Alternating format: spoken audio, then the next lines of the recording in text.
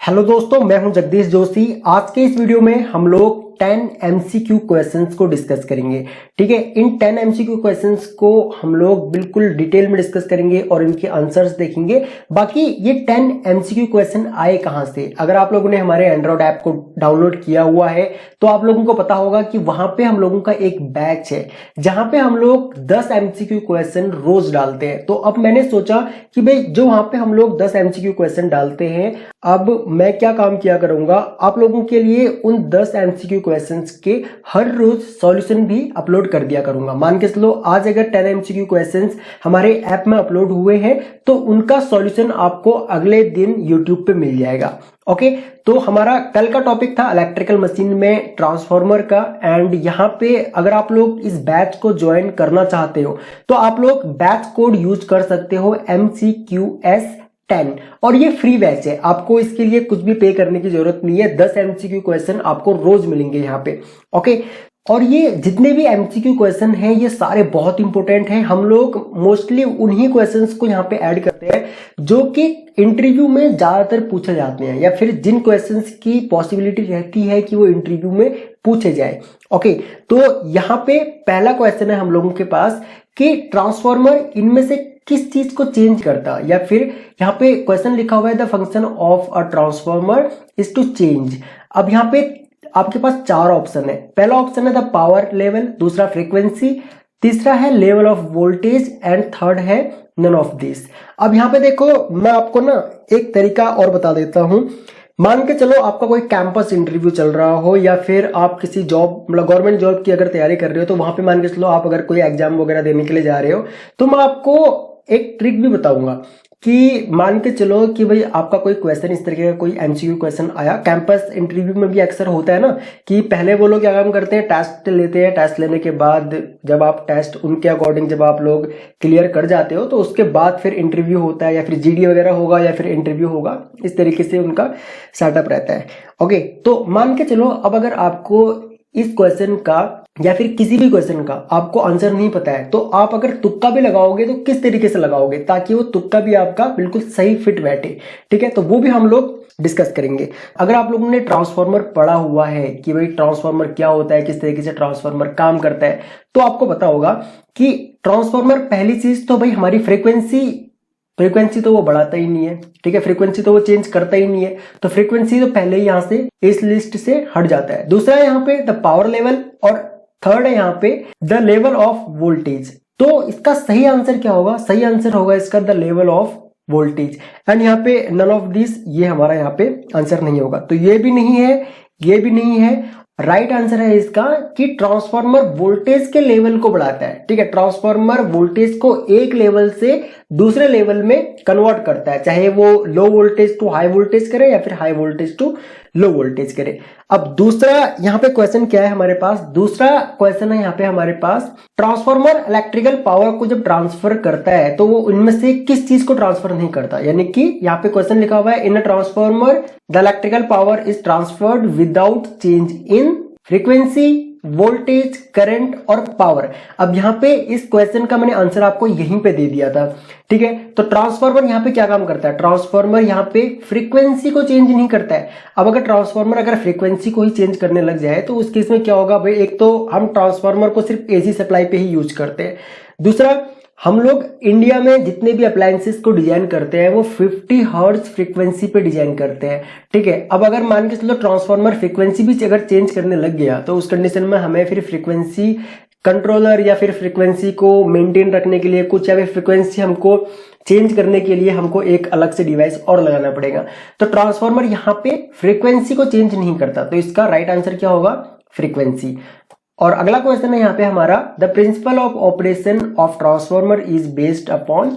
अगर आप लोगों ने वर्किंग पढ़ी है ट्रांसफार्मर की तो आप लोगों को पता होगा कि हमारा ट्रांसफार्मर स्टैटिक पे काम नहीं करता, सेल्फ इंडक्शन पे काम नहीं करता, डायनेमिक पे काम नहीं करता, वो करता है म्यूचुअल इंडक्शन पे काम। ठीक है, तो ट्रांसफार्मर म्यूचुअल इंडक्शन पे काम करता है, तो इसका आंसर होगा हमारा म्यूचुअल इंडक्शन। तो ट्रांसफार्मर का मैंने एक कंप्लीट लेक्चर बना रखा है, अगर आप चाहो तो उस लेक्चर को भी देख सकते हो, जहां पे ट्रांसफार्मर की वर्किंग, उसके टाइप्स एंड कूलिंग सिस्टम, ठीक है, प्रॉपर तरीके से हम लोगों ने वहां पे ट्रांसफार्मर को समझा रखा है। हालांकि वो ITI वालों के लेवल का है, लेकिन आप लोगों को समझ में आ जाएगा। अगला क्वेश्चन है यहाँ पे हमारा, most commonly used oil in transformer is.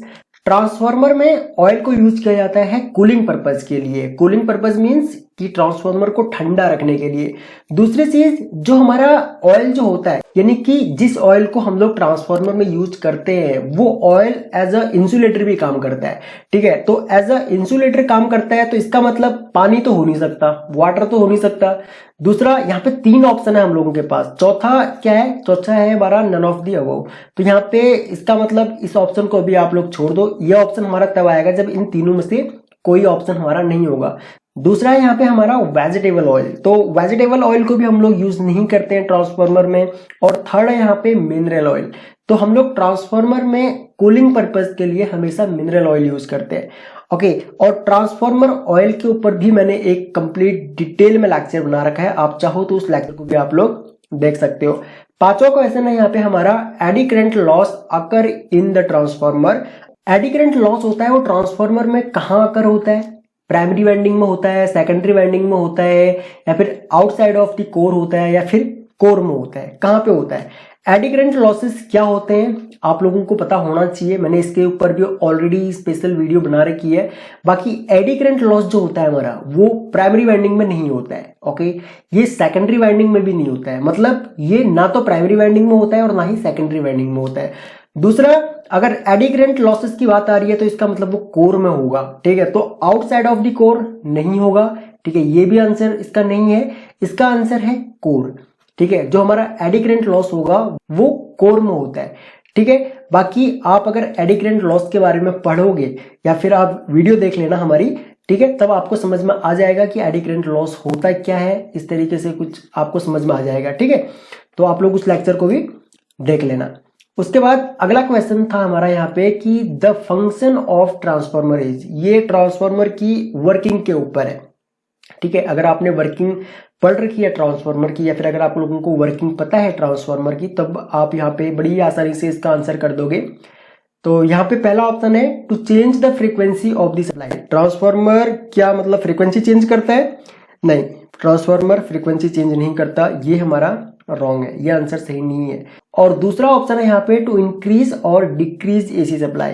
तो क्या ट्रांसफार्मर एसी सप्लाई को इंक्रीज या डिक्रीज करता है? तो इसको हम लोग बाद में देखेंगे। और यहाँ पे थर्ड ऑप्शन है टू डिक्रीज डीसी वोल्टेज। तो डीसी वोल्टेज पे तो काम ही नहीं करता ट्रांसफार्मर, तो ये ऑप्शन भी हमारा नहीं हो सकता यहाँ पे। तो ऑप्शन क्या होगा? जब डीसी वोल्टेज पे ट्रांसफार्मर काम नहीं करता तो सीधी सी बात है ट्रांसफार्मर एसी सप्लाई के ऊपर ही काम करेगा। ठीक है, तो इसका सही आंसर होगा हमारा ये वाला, टू इंक्रीज और decrease AC supply. Okay, transformer को हम यूज करके, जैसे कि मैंने आपको पहले बताया, या तो अपनी वोल्टेज को स्टेप अप करते हैं या फिर स्टेप डाउन करते हैं। अगला क्वेश्चन है, transformer core is laminated to. अब यहाँ पे ट्रांसफार्मर कोर को हम लोग लैमिनेट क्यों करते हैं? ठीक है, क्या जरूरत होती है हमको ट्रांसफार्मर कोर को लैमिनेट करने की? तो यहाँ पे हम लोग ट्रांसफार्मर कोर को लैमिनेट करने का हमारा जो मेन जो कारण होता है ना, वो होता है हमारा यहाँ पे। अब देखो, ये मैंने आपको बताया था कि हम लोग एडी करंट लॉस अगर होता है ट्रांसफार्मर में, कहाँ पे? कोर में। और यहाँ पे अगला क्वेश्चन क्या है? Transformer core is laminated to. अब ट्रांसफार्मर कोर लैमिनेट क्यों होते हैं? ये इसीलिए लैमिनेट होते हैं ताकि एडी करंट लॉसेस को रिड्यूस किया जा सके। ओके, तो इसका आंसर होगा हमारा ये। अब यहाँ पे एल्यूमिनियम लॉस तो ट्रांसफार्मर में कोई होते नहीं है। ठीक है, तो ये स्पेशल एल्यूमिनियम लॉस के नाम से कोई लॉसेस होता नहीं है हमारा। उसके बाद कॉपर लॉस, तो कॉपर लॉस हमारा वाइंडिंग में होता है, तो ये भी नहीं होगा हमारा। और कोर लॉस ये भी नहीं होगा हमारा। ओके, कोर लॉस भी नहीं होगा। और अगला क्वेश्चन है यहाँ पे, cooling of transformer is required to. अब कूलिंग को हम लोग क्यों यूज करते हैं, या फिर ट्रांसफार्मर में कूलिंग की जरूरत क्यों पड़ती है? अब इसका नाम ही कूलिंग है। ठीक है, कूलिंग मतलब ठंडा करने के लिए, ट्रांसफार्मर को ठंडा करने के लिए इसकी जरूरत हमें क्यों पड़ती है? तो पहला ऑप्शन है यहाँ पे टू रिड्यूस द लॉसेस। क्या लॉसेस को रिड्यूस करने के लिए हम लोग यूज करते हैं कूलिंग? दूसरा ऑप्शन है यहाँ पे इंक्रीज द इफिशियंसी। क्या कूलिंग को यूज करने से ट्रांसफार्मर की इफिशियंसी बढ़ जाती है? थर्ड है यहाँ पे टू रिड्यूस हीट प्रोड्यूस। ठीक है, मतलब जो ट्रांसफार्मर में जो या फिर जो ट्रांसफार्मर में हीट प्रोड्यूस हो रही है, क्या उसको रिड्यूस करने के लिए, कम करने के लिए क्या हम यहाँ पे कूलिंग यूज करते हैं। और तीसरा कि भाई ये तीनों ही ऑप्शन हमारे सही नहीं है, यानी कि इन तीनों में से कोई भी ऑप्शन यहाँ पे नहीं है, नन ऑफ दिस। तो यहाँ पे हमारा क्या होगा, मतलब क्या इसका आंसर हो सकता है। तो सीधी सी बात है, जैसे कि हम बता रहे थे आपको कि कूलिंग को हम लोग यूज करते हैं ठंडा करने के लिए, जैसे कि इसके नाम से ही हमको पता लग रहा है कूलिंग। तो यहाँ पे इसका आंसर होगा हमारा ये थर्ड वाला, ठीक है, to reduce heat produce. Okay, तो यहाँ पे ये हो गया हमारा। नौवां क्वेश्चन है हमारा, इन अ ट्रांसफार्मर कॉपर लॉसेस अकर इन। अब ट्रांसफार्मर में कॉपर लॉसेस अकर होते हैं कहाँ कहाँ अकर होते हैं, वाइंडिंग में, कोर, बुशिंग, या फिर इनमें से कोई नहीं, नन ऑफ दीज। ओके, तो कहाँ पे होगा कॉपर को हम लोग ट्रांसफार्मर में क्यों यूज करते हैं, मोस्टली कहाँ पे यूज किया जाता है। सीधी सी बात है, हम लोग प्राइमरी वाइंडिंग, सेकेंडरी वाइंडिंग, यहाँ पे कॉपर को ही तो यूज करते हैं ना हम लोग। तो कोर में तो होगा नहीं, ठीक है, जो हमारा, जैसे कि मैंने आपको पहले ही बताया था कि कोर में अगर हो रहा है तो इसका मतलब वो एडी करंट लॉस होगा। ओके, बुशिंग में होगा नहीं, तो कहाँ होगा, हमारा जो ट्रांसफार्मर में कॉपर लॉस जो होगा वो सीधी सी बात है हमारा वाइंडिंग में होगा, ठीक है, वाइंडिंग में तो होगा ना। तो यहाँ पे कॉपर लॉस जो होगा हमारा वो वाइंडिंग में होगा। आखिरी क्वेश्चन है यहाँ पे, the colour of dry silica gel is. अब ये सिलिका जेल क्या होता है सर, सिलिका जेल के बारे में अगर आपको पता होगा तभी आप लोग इसका आंसर कर पाओगे। सिलिका जेल को हम लोग यूज करते हैं ब्रीदर में। ओके, ब्रीदर में सिलिका जेल हम लोग ट्रांसफार्मर में यूज करते हैं ताकि ट्रांसफार्मर ऑयल में मॉइस्चर वगैरह ना चला जाए, ठीक है। आप लोगों को पता होगा कि आप लोग जब हम कोई शूज वगैरह खरीदते हैं या फिर कोई इलेक्ट्रॉनिक्स गैजेट भी अगर हम लोग खरीदते हैं तो उसके अंदर आप लोगों ने देखा होगा कि कुछ पाउच डले हुए रहते हैं, है ना। तो वो पाउच सिलिका जेल ही होते हैं, वो पाउच इसीलिए डाले जाते हैं ताकि वो इलेक्ट्रॉनिक्स गैजेट या फिर हमारे शूज वगैरह ये सब चीजें मॉइस्चर से खराब ना हो जाए, इसीलिए वहां पे सिलिका जेल यूज किया जाता है मॉइस्चर से अपने आइटम्स को बचाने के लिए, चाहे शूज की बात करें या फिर चाहे हम अपने इलेक्ट्रॉनिक्स गैजेट्स की बात करें। ओके, तो यहाँ पे इसका कलर कैसा हो जाता है, ओके, ड्राई सिलिका का। तो यहाँ पे ड्राई सिलिका जेल का जो कलर होगा वो कैसा होगा, पेल पिंक होगा। पेल पिंक का मतलब होता है फीका फीका गुलाबी रंग, ठीक है, ये एक फीका गुलाबी रंग है। अब ये फीका गुलाबी रंग हो जाता है, फीका पीला रंग हो जाता है, येलो मीन्स पीला, या फिर ब्लू कलर का हो जाता है, या फिर ब्लैक कलर का हो जाता है। अब किस तरीके का हो जाता है, अगर आप लोगों ने देखा हो सिलिका जेल ट्रांसफार्मर में, अगर आप लोगों ने चेंज किया हो सिलिका जेल तो आप लोगों को पता होगा ब्लैक तो होता नहीं है, पहली बात मैं आपको बता दूं, ब्लू भी नहीं होता है, ड्राई सिलिका ब्लू नहीं होता है, येलो तो होता ही नहीं है, ठीक है। तो कैसा होगा, वो होगा हमारा पेल पिंक। ओके, तो इसका आंसर होगा हमारा फर्स्ट ऑप्शन, ठीक है। तो ये थे हमारे 10 एमसीक्यू क्वेश्चन और इन सभी क्वेश्चंस को हम लोगों ने डिटेल में डिस्कस किया। आई होप कि आपको ये 10 के 10 एमसीक्यू क्वेश्चंस समझ में आए होंगे, इनके आंसर्स आप लोगों को समझ में आए होंगे। अगर आप लोग भी इस फ्री बैच को ज्वाइन करना चाहते हो तो आप लोग हमारे एंड्रॉइड ऐप को डाउनलोड कर सकते हो। ऐप का लिंक आपको इसी वीडियो के नीचे डिस्क्रिप्शन में मिलेगा, तो सिंपली आप लोग उस लिंक को फॉलो करो, गूगल प्ले स्टोर से लर्न ट्रिपल का एंड्रॉइड ऐप डाउनलोड करो एंड उसके बाद वहां पे बैच कोड यूज करो MCQS10, ठीक है। अगर बैच को ज्वाइन करने में कोई भी प्रॉब्लम आ रही है तो आप लोग मेरे को वहां पे मैसेज कर सकते हो, ठीक है। यहाँ पे आपको 10 एमसीक्यू क्वेश्चन रोज मिलेंगे, अलग अलग टॉपिक्स पे मिलेंगे, रोज 10 एमसीक्यू क्वेश्चन मिलेंगे। उसके बाद उनका सॉल्यूशन आपको यूट्यूब पे मिलेगा एंड ये सभी क्वेश्चंस आप लोगों को आपके इंटरव्यू, आपके वाइवा या फिर आपके, अगर आप लोग कोई गवर्नमेंट जॉब की तैयारी कर रहे हो तो वहां पे आपको काफी हेल्प करेंगे। ओके गाइज, तो आई होप कि आपको ये वीडियो पसंद आई होगी। अगर आपको ये वीडियो पसंद आई तो प्लीज वीडियो को लाइक जरूर करें, इस वीडियो को अपने फ्रेंडों में जरूर शेयर करें और अगर आप लोग इस चैनल पर न्यू हैं तो चैनल को सब्सक्राइब कर लो, बगल में जो बेल आइकॉन है उसको भी ऑन कर लो ताकि आपको हमारी सभी न्यू वीडियोस का नोटिफिकेशन लगातार मिलता रहे। ओके गाइज, तो थैंक्स फॉर वॉचिंग, मिलते हैं अपने नेक्स्ट वीडियो लेक्चर में।